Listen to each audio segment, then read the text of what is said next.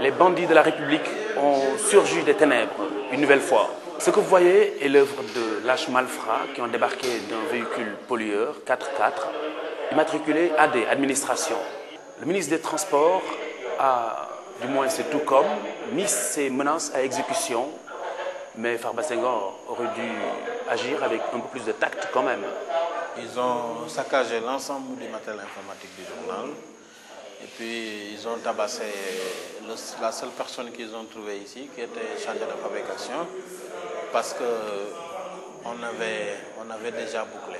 Nous, on est venus après et on sentait même l'odeur des bombes à gaz qu'ils avaient fait pour neutraliser les éventuelles personnes qui se trouvaient sur les lieux. Les faits sont simples.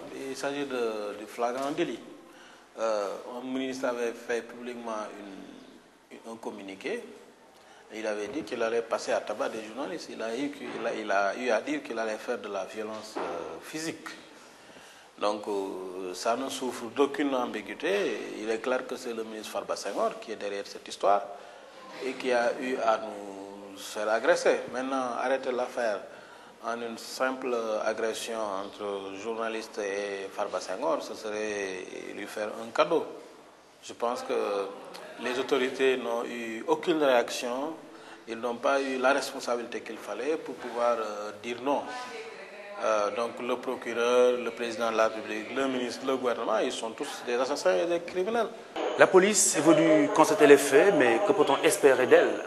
Cette police sénégalaise qui a agressé, torturé un confrère, Boubacar Kambel Dieng, et le président de la République, Maître Abdoulaye Wade en personne, de banaliser cet acte barbare. Mais tout ça, c'est le scénario orchestré pour mettre le régime de la terreur, c'est le régime de la peur qu'on est en train d'installer au Sénégal. Et les gens sont en train de procéder étape par étape. L'étape première a été d'agresser Kambel de manière isolée. Et puis après, de s'attaquer petit à petit au maillon du système de la presse. Donc tout ça, c'est fait à dessein.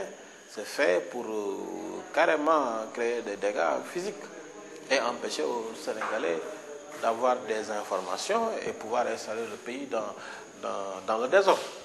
Et tout ça, c'est parce qu'il y a une succession monarchique qui est en train de se préparer. Quand on ne ment pas et qu'on dit la vérité, voilà ce qui risque de t'arriver.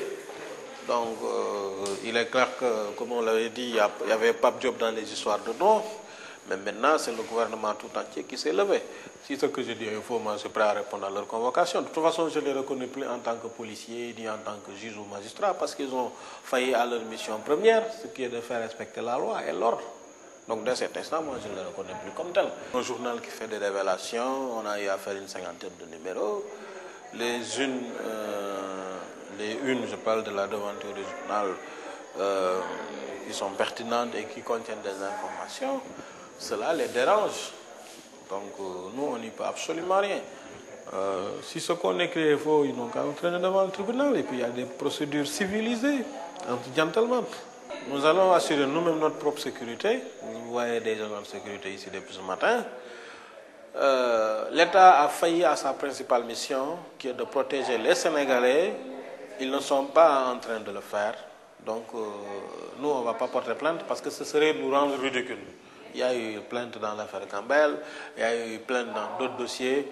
Les enquêtes sont toujours au point mort. Exercer le métier de journaliste devient dangereux au Sénégal. C'est l'opinion internationale qui est interpellée.